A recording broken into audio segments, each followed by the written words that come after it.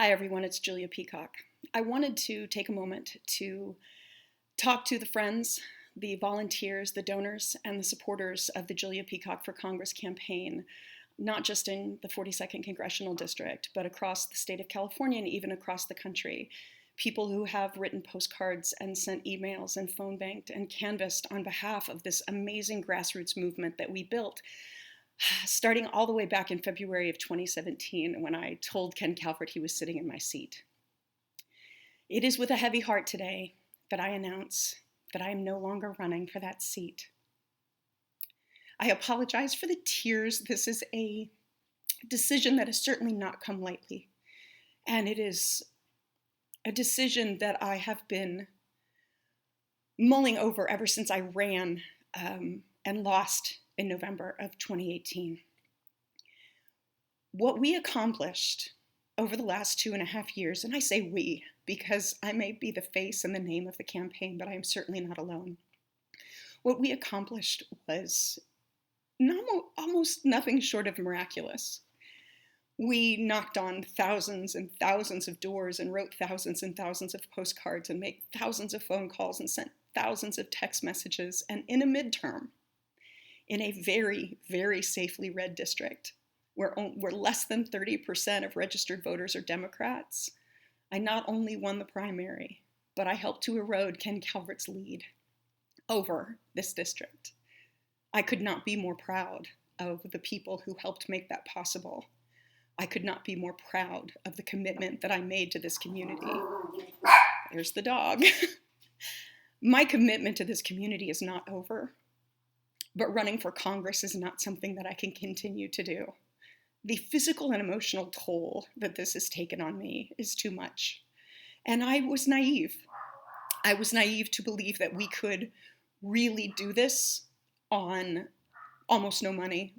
I was naive to think that it would be easier the second time around, that we would take the lessons that we learned the first time, the mistakes that we made, the gaps that we did not fill, and that we would move into those the second time around gracefully and simply and with all the vigor and energy that we had during those first 2 years that I ran. But that's not what happened. There's very, very many people who are still incredibly supportive. But there is also quite the contingency of folks who decided that because I could not win the first time I ran, that I was, it's been pretty awful, that I was a terrible candidate, and there was much more colorful language used for that I was not worth the contributions anymore. And I understand that. People don't necessarily like to throw their support behind somebody who doesn't win. But I'd like to leave the community with this message for those of you that doubt. There are some really amazing people who gave their hearts and souls to this community, not because it was an election, but because there was something about my campaign and who I am as a person that inspired them to do something they've never done before. And I'm really proud of that person that I am, the mother that I am, the wife that I am, the teacher that I am, and the candidate that I have been. But there are some things that I'm just really not good at. I'm not a politician. I'm not. And I'm not a fundraiser. It's heartbreaking to me to get on the phone and ask people for money. And I realize that you have to do that in politics, which is why I need to step out. It is no longer something that I'm comfortable with. It's no longer something that I can keep doing, no matter how hard we've tried. Some of you have done more than I could ever have hoped for or ever have dreamed of when I was a little girl in a trailer park whose mom died when she was 10. I am so proud to even have had a moment of consideration from you that I could be your voice in this community and in our government. But I I need to get back to what I know I'm good at. And that's inspiring students and fighting for education and healthcare and equity and equality in classrooms and for teachers. I will never regret anything that I have done or anything that I've sacrificed over the time that I have been working a full-time job and raising a family and being your candidate for Congress. I will always be sad that I couldn't make it happen. I will always be heartbroken that I wasn't enough. And I wish this community every happiness. I wish an end to the pollution. I wish an end to the traffic. I wish more support for our public schools. I wish for so many things. And I will continue to fight for those things. I'm just going to have to do it in a different capacity now. I'm going to have to get back to taking care of myself and spending time with my family and letting someone else take the mantle.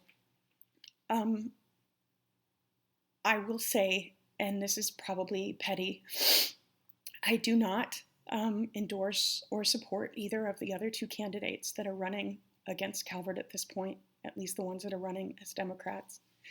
I do hope that somebody with the ability to make these personal connections, the ability to inspire people to really believe in them, I hope that that candidate emerges. I thought it was me. And by the number of votes and the number of volunteers and the number of donors that I did have, I believe for a time it was me. But it is time for me to step aside. I hope there's a voice much younger than mine who can stand up in the midst of this really dark time in our community. I hope there is someone powerful and beautiful and intelligent and incredible who will jump in and be loud and be brave and be everything this community needs.